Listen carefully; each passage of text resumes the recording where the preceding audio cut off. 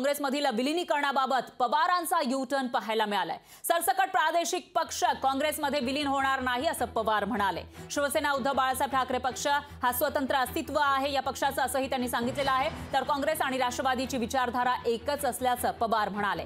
विचारधारा एक असल्याने एकत्र काम करतोय असंही शरद पवार यांनी म्हटलेलं आहे। शरद पवार यांनी काही दिवसांपूर्वी एका वृत्तपत्राला मुलाखत दिली होती आणि त्या मुलाखतीमध्ये काही पक्ष हे येत्या काळामध्ये या निवडणुकीनंतर काँग्रेसमध्ये विलीन होतील असं भाकीत त्यांनी वर्तवलेलं होतं आणि त्यातच चर्चा सुरू झाल्या। चर्चेनंतर आता शरद पवार यांनी हा यू-टर्न घेतल्याचं पाहायला मिळतंय।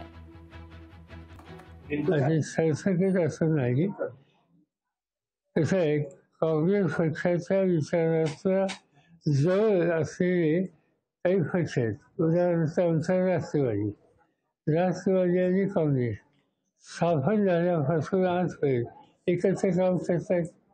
आयडिओलॉजी गांधी नेहरूची आहे, ते जिथं आयडिओलॉजी आणि अनेक वर्षाचा अनुभव एकत्र काम करण्याचा, हळूहळू त्याच्यामध्ये आपण अधिक एकत्रित काम करावं अशा प्रकारची भावना वाढली तर आश्चर्य नाही। लोकशाही मराठी ऐका, पहा, जागरूक रहा।